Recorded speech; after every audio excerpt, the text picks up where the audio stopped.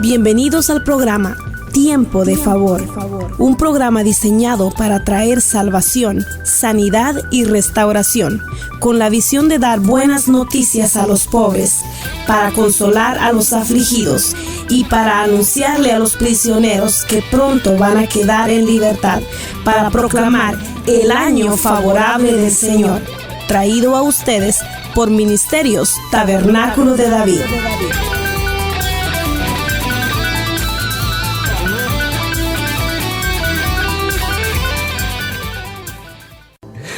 Mientras un profeta llamado Juan el Bautista estaba bautizando gente en el río Jordán, apareció la figura preciosa de Jesús. Y cuando Juan le vio, dijo: he ahí el Cordero de Dios, he ahí el Verbo encarnado, he ahí Dios hecho hombre, el Dios que en el Antiguo Testamento dijo: no puedes ver mi rostro. Hoy caminaba en medio de los hombres, hoy hablaba con los hombres, se sentó a comer con los hombres, fue amigo de los hombres, visitó a los hombres en su casa. Y Juan pudo decir: y vimos su gloria, gloria como del unigénito Hijo de Dios. El Verbo se hizo carne y habitó entre los hombres, y vimos su presencia y vimos su gloria, lleno de gracia y lleno de verdad. El Dios que en el Antiguo Testamento se escondía del hombre, ahora no se esconde más del hombre. Y Jesús dijo: el que me ha visto a mí, ha visto al Dios que no podía ser visto. El que me ha visto a mí, ha visto al Padre. Y el que me conoce a mí, conoce al Padre. Y el que me conoce a mí, conoce el amor del Padre. Cuando Juan dice: y vimos su gloria, aquel Verbo hoy habitaba entre los hombres. Esos hombres estaban conscientes cada vez que se sentaban a comer con Jesús, que ellos estaban teniendo un privilegio mucho más grande del que tuvo Moisés. El privilegio por el que los profetas del Antiguo Testamento rogaron, ellos ahora lo estaban viviendo. Jesús se sentaba con ellos y ellos llegaron a comer del mismo plato de Jesús, mojaban su pan y lo llevaban a su boca. Aquel Dios que en el Antiguo Testamento le dijo a Moisés: no puedes verme, hoy se inclinaba, tomaba una toalla y un berillo de agua y le lavaba los pies a los hombres. La gracia de Dios era tan profunda, tan poderosa, tan infinita, era tan incomprensible, que aquel Dios que antes no podía ser visto, hoy se humillaba para caminar en medio de los hombres y llegó hasta lavarle los pies, para que usted hoy entienda cuánto Dios le ha amado y cuánto anhelo tiene de caminar cerca de usted. Ya no puede seguir viendo a Dios como el Dios que está irado con los hombres, como el Dios que está molesto, como el Dios que está tratando de matarlo y mandarlo al infierno. Ciertamente hay un infierno, pero Él proveyó el camino para que usted entre a su presencia. Él le amó tanto que envió a Jesús, y Jesús dijo: yo soy el camino, soy la verdad y soy la vida, y a través de mí usted ahora puede llegar al Padre, puede tener un lugar al lado del Padre y puede vivir con Él eternamente. Dele un aplauso a aquel que nos dio vida, vida en abundancia y vida eterna. Jesús era la peña. Lo que le estaba enseñando Dios a Moisés es que no podía tener contacto con Él como Jehová, pero sí podía tener contacto con la peña, que a través de la peña podía recibir toda la gloria de Dios. La peña era Jesús, y dice la Biblia en Hebreos que la peña siguió a Israel por el desierto y que de la peña brotaba agua. Diga conmigo: agua. De esa peña brotaba agua, así que el pueblo iba seguido por la roca y la roca le daba constantemente agua. Cuando Jesús conoció a la samaritana, una mujer sedienta que creía en Dios, pero que estaba un poco trabada en la religión. Ella creía en la religión de sus padres. Jacob le había dicho que a ese pozo podía ir a beber, pero no conocía al Dios del pozo. Conocía el pozo, mas no al Dios del pozo. Y ese día, en ese pozo al que iba todos los días una mujer que tenía una sexta relación, había sido utilizada por los hombres, utilizada por la sociedad, pero ella buscaba amor, buscaba lo que el hombre no le podía dar. Y ahí en esa peña, en ese pozo, conoció a la peña de Oreb. Y viene Jesús y le dice: dame de beber. Y ella le dice: ¿por qué me hablas a mí si judíos y samaritanos no se llevan, no se tratan entre sí? Diga conmigo: ha llegado el tiempo de la unidad en el pueblo de Cristo. Y Jesús le dice: mira, mujer, si tú supieras cuál es el don del que te pide, tú le pedirías a él y él te daría del agua de vida. Porque si sigues bebiendo de esta agua, volverás a tener sed. Pero si bebes del agua que yo te daré, no tendrás sed jamás.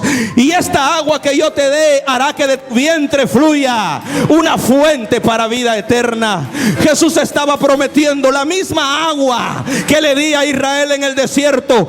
Ese río sobrenatural que nadie sabe cómo salía, ni cómo la roca lo seguía, pero que ciertamente les daba agua todos los días. Ahora le estaba diciendo a la samaritana: en este tiempo yo sigo siendo la roca, yo sigo dando agua de vida, yo sigo sacando al hombre que está en tinieblas y en soledad, yo sigo alimentando la sed del que está sediento, y sigo siendo el pan, el maná para aquel que está hambriento. Usted que ha venido hambriento de un cambio, que ha probado cosas y ha dicho: estoy cansado de las cosas, nada me satisface. Jesús te dice hoy: cuando tú pruebes del agua que yo voy a darte y del pan que yo voy a darte, no tendrás sed ni hambre jamás, pero voy a poner en ti una fuente que fluirá para vida eterna, de la cual beberás tú, tu familia, los que te conozcan y todos los que se te acerquen.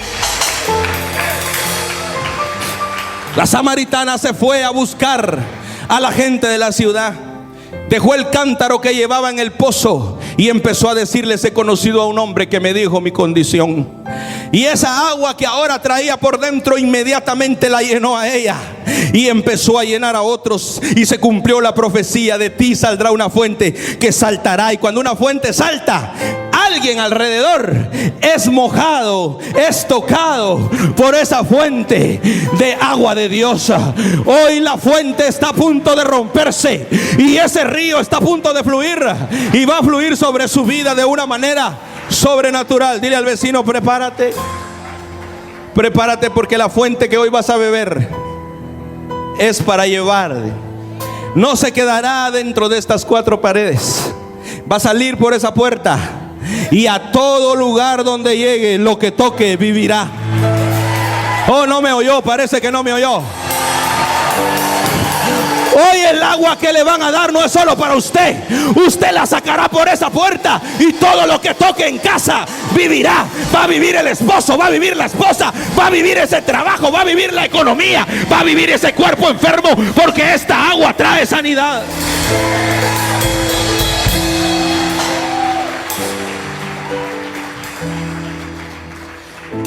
En Ezequiel capítulo 47, Ezequiel ve un río y dice en el verso 8: y me dijo: estas aguas salen de la región del oriente. Diga conmigo: la puerta del oriente.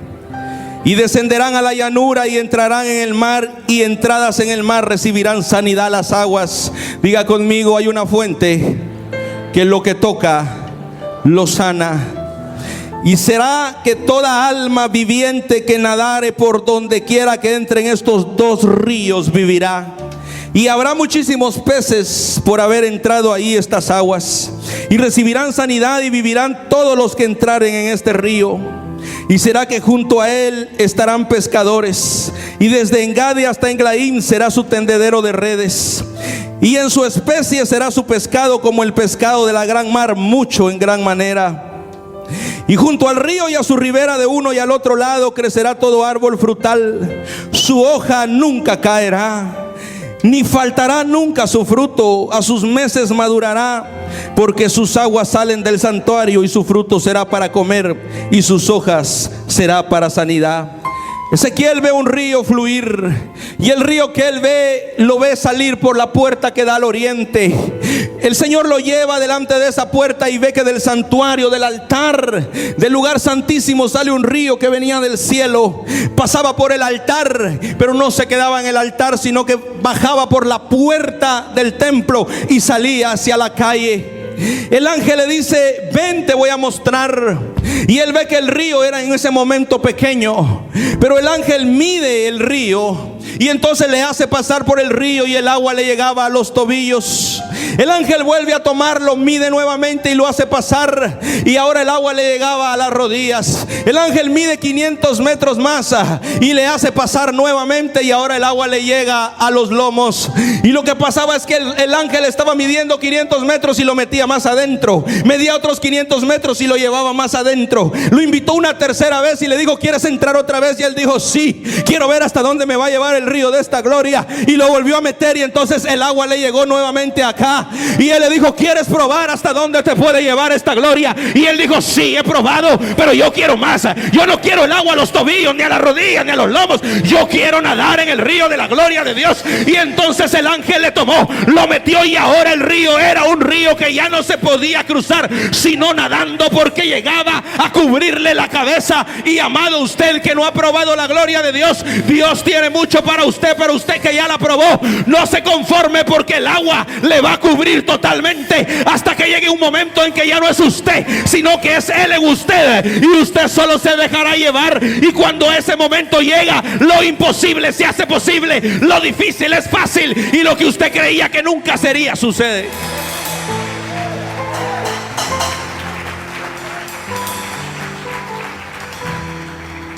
Ezequiel menciona dos ríos. Primero dice que es un río el que sale, pero luego dice: y el que entre en estos dos ríos vivirá. Cuando Juan habla en Apocalipsis del río, dice: y había un río que salía del trono de Dios y del Cordero. Diga conmigo: un río que sale del trono de Dios y del Cordero. El río que vio Juan era el río que vio Ezequiel. Y Juan dice: vi un río, y a los lados del río habían árboles frutales, cuyas hojas son para sanidad de las naciones. Lo mismo que dijo Ezequiel: vi un río y a su ribera habían árboles frutales. El mismo río. Pero de Ezequiel dice que son dos, y Juan dice: el río sale del trono de Dios y del Cordero. Pero del trono de Dios no, lo que sale es un río de gloria, porque Dios es espíritu. Todo lo que emana de Él es espíritu. Así que el río que viene saliendo del trono de Dios es el río de la gloria del espíritu, pero del trono del Cordero, porque son dos tronos. En uno está el Padre y en el otro está el Hijo. Y el río es el espíritu de Dios, pero en el trono del Padre hay un río de gloria. Pero la fuente, la corriente que sale del trono de Jesús, como la Biblia le llama el Cordero, no es un río de agua, es un río de sangre. El río que emana del Cordero es el mismo río que bañó la tierra en el monte de la calavera, cuando Jesús extendió sus manos para que fluyera la sangre a través de él. Y literalmente lo que bajó por esa cruz y tocó la tierra fue un río de sangre que traía sanidad. Ese era el río que veía Ezequiel. Dice: el que entre en estos dos ríos, el que sea tocado por la sangre de Jesús y el que sea tocado por la gloria del Espíritu Santo, es imposible que quede muerto, porque los dos ríos lo van a inundar. Lo que no sana la sangre, lo sana el Espíritu, y lo que el Espíritu no toca, lo toca la sangre, porque los dos ríos fluyen de la misma corriente. Cuando Jesús está crucificado, en el Vía Crucis de Jesús, que comienza en el Getsemaní hasta el momento en que dice consumado es, Jesús experimentó tres dimensiones de sangre. La Biblia dice que Dios es Trinidad, Padre, Hijo y Espíritu Santo. La primera vez que Jesús sangró lo hizo en el Getsemaní mientras oraba, y de su frente salía sangre con sudor, y esa sangre representaba al Padre. El sudor, el Padre fue quien le dijo al primer Adán: por cuanto has pecado, con sudor de tu frente comerás el pan. Jesús empezó a sudar sangre con sudor para quitar la maldición que el hombre recibió por causa del pecado. Y eso representaba al Padre. El segundo río que salió de Jesús fue sangre pura que emanaba de todo su cuerpo, mientras que 39 latigazos le despedazaron el cuerpo. La Biblia dice que por su llaga fuimos curados. La Biblia no dice que por sus llagas fuimos curados, dice por su llaga. Porque cuando los hombres que masacraron a Jesús, la palabra despojarse es decir, ser mutilado, quiere decir, Jesús fue literalmente masacrado en el Calvario. Y los hombres que lo masacraron le hicieron 39 golpes en su cuerpo. Cuando esos hombres terminaron, todo su cuerpo era una sola llaga. No eran muchas, era una sola. Él estaba irreconocible. Cuando Jesús fue sacado delante de la multitud, la gente no le reconocía. Lo había visto Isaías en el capítulo 52. Isaías dijo: porque así como tu rostro será mudado, así será mudado de los rostros de los hombres el parecer. Porque se sorprenderán, pues no habrá en ti parecer de hombre alguno. El rostro de Jesús estaba totalmente golpeado. Sobre su rostro habían estrellado los puños de muchas personas. Hombres acostumbrados a torturar criminales se ensañaron con el rostro de Jesús. Cuando Jesús fue sacado a la multitud, sus mismos discípulos no lo reconocían. Su rostro estaba irreconocible. De su cabeza manaba sangre de su cuerpo, manaba sangre de sus espaldas, de sus piernas y de sus brazos. Así hicieron caminar a Jesús. Y desde ese momento, en el camino hasta el momento en que Jesús es colgado en el monte de la calavera, Jesús literalmente dejó un río de sangre en la ciudad de Jerusalén. Ese río que había visto Ezequiel salir del trono de Dios y del Cordero, ese río que vio Juan salir del trono de Dios y del Cordero, ese río que se convertía en dos, literalmente Jesús lo cumplió cuando cada paso con el que cargaba la cruz iba bañando las calles de Jerusalén y dejando esas calles llenas del río que había dicho Ezequiel que llenarían las calles de la ciudad. Hay un río que sigue fluyendo de él. Hay un río, esas heridas siguen dando sangre, esas heridas siguen mandando sangre, porque aún hay una humanidad que necesita ser sumergida en la vida de Jesús.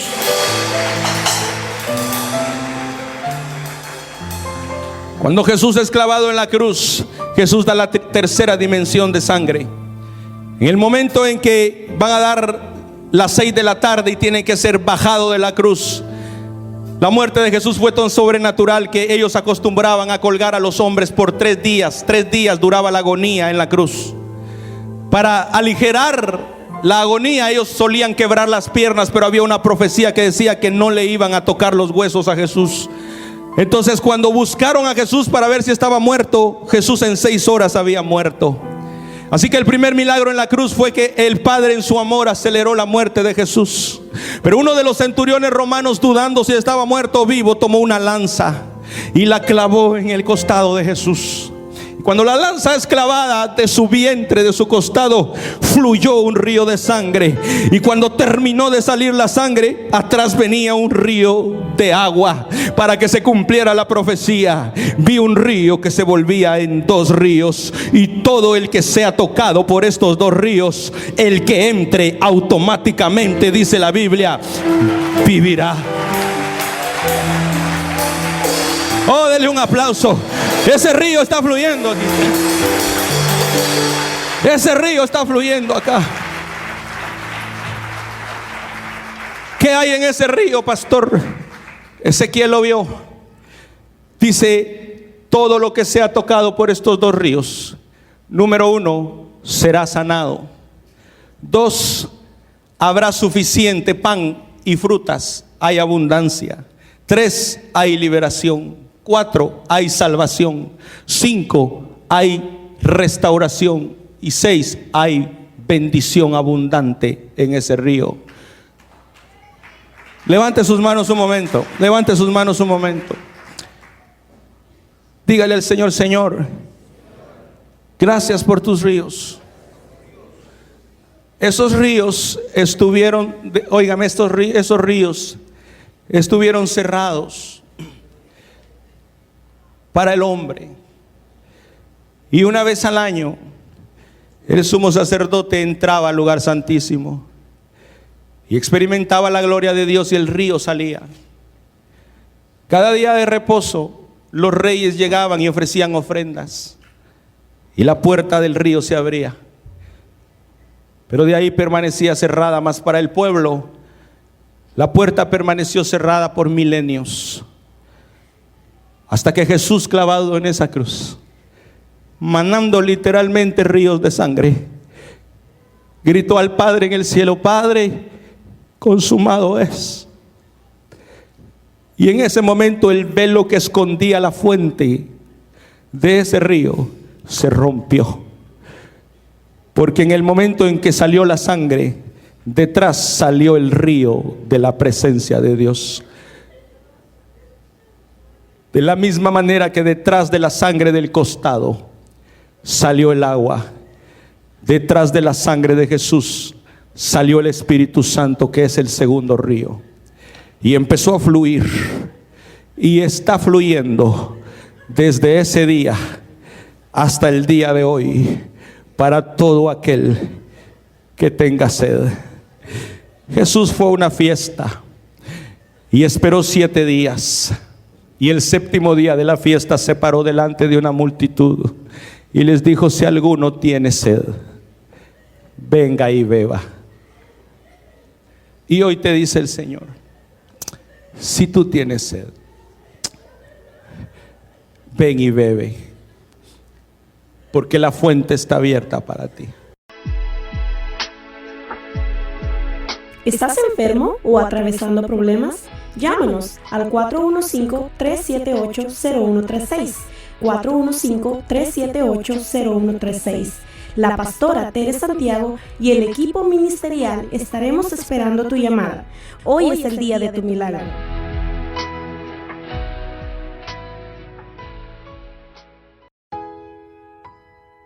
Estamos ubicados en 1915 Novato Boulevard, Novato, California.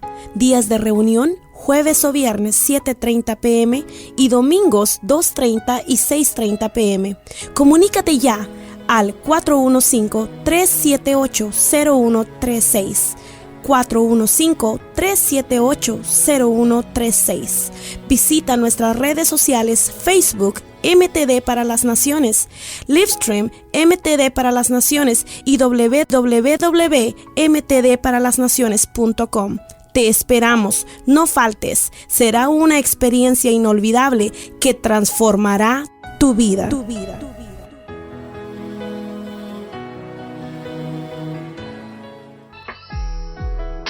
Segmento de anuncios. Cada primer fin de semana del mes, día especial para todos los amigos y amigas.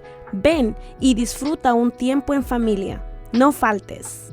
Este 28 de febrero a las 6 p.m, una fiesta preparada especialmente para ti. Únete con nosotros a la cena de bienvenida. Cada segundo sábado del mes, una actividad preparada para toda la juventud. Estamos ubicados en 1915 Novato Boulevard, Novato, California. Días de reunión: jueves o viernes 7:30 p.m.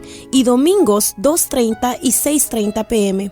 Comunícate ya al 415-378-0136.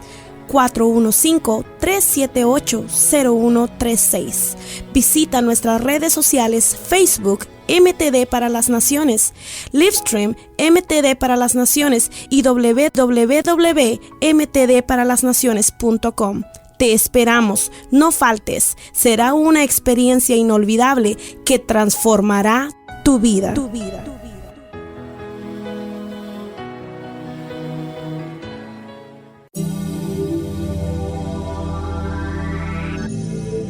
Muchas gracias por haber sintonizado Tiempo de Favor. Te invitamos a nuestro próximo programa los miércoles a las 6 a.m. y te recordamos, puedes llamarnos en cualquier momento al 415-378-0136. 415-378-0136. Bendiciones.